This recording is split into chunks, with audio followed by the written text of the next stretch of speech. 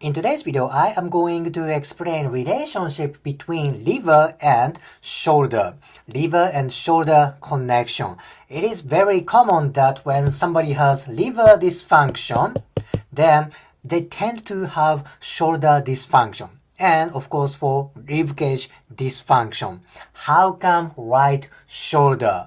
Well, I would like to focus on two perspectives today.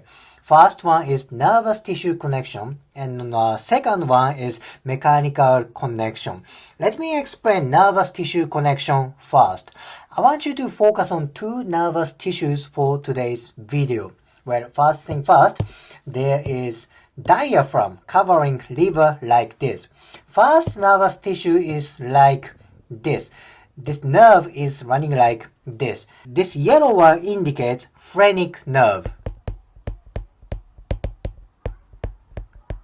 Phrenic nerve. Phrenic indicates diaphragm.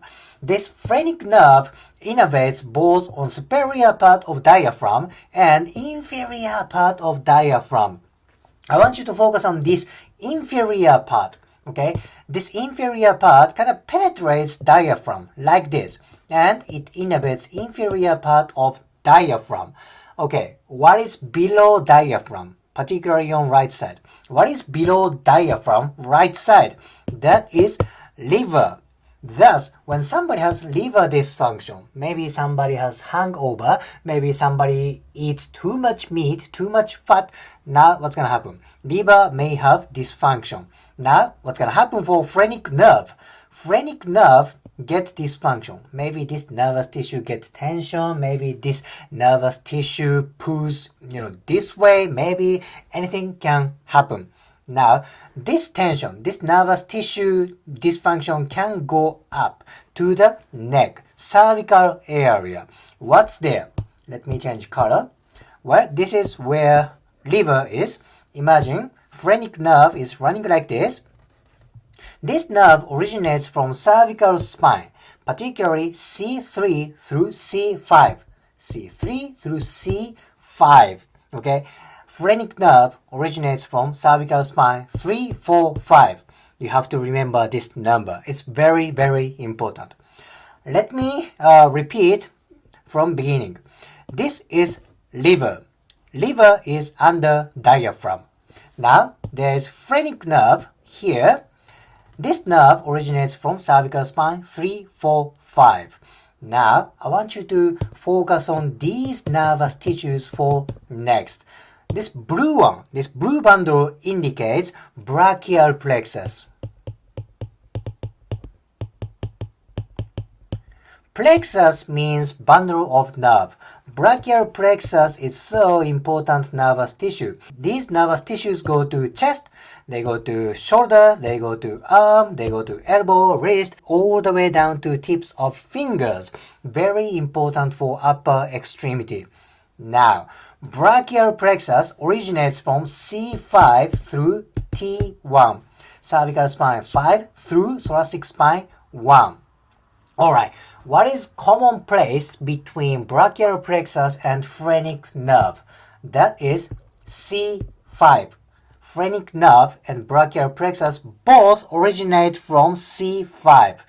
Now, if liver get dysfunction, phrenic nerve get tension. That makes sense. Now, when phrenic nerve, particularly on cervical spines, get tight tension, this tension can go to brachial plexus via C5. Now, where is brachial plexus going? They are going to chest. They are going to shoulder. Yep, this is why liver dysfunction can go to right shoulder dysfunction. Well, of course, this is only one way to analyze liver dysfunction and shoulder dysfunction. It is very common thing that when somebody complains right shoulder pain, right shoulder dysfunction, but they don't have injury around, shoulder joint. Most likely, oftentimes, when I check the right side ribcage tension, it is very tight. And when I do visceral manipulation around liver, it's very common that their right shoulder dysfunction sometimes gone. Now, why is right shoulder? It's simple because liver is on right side. It is related to right side phrenic nerve, then right side brachial plexus. It's simple, right? Now this is first part. Liver and nervous tissue connection. Now let's go to a mechanical part. Again, this is liver. Diaphragm is above liver. Then diaphragm is covered by rib cage, right? It's like this.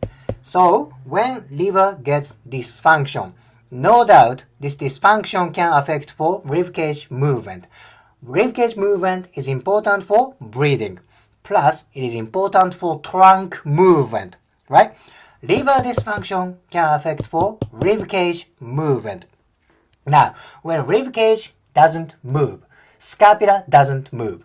When scapula doesn't move, shoulder doesn't move. That makes sense, correct? Let's go to the second picture again. Liver dysfunction can affect for rib cage dysfunction. That makes sense. However, it's a little bit hard to visualize rib cage dysfunction and shoulder dysfunction. Let me focus on two muscles for next picture. Well, there are a lot of muscles. Let's go to this one, this muscle. This is serratus anterior. Serratus anterior.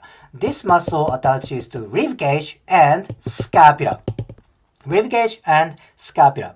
Do you remember when liver doesn't move, rib cage doesn't move, right? Now, serratus anterior attaches to rib cage. So when liver doesn't move, maybe this dysfunction affects for muscle because rib cage is not moving. No doubt, serratus anterior doesn't move, correct? Then, serratus anterior attaches to scapula. Now, scapula won't move because of this link, right? When scapula doesn't move, it's hard to move shoulder joint.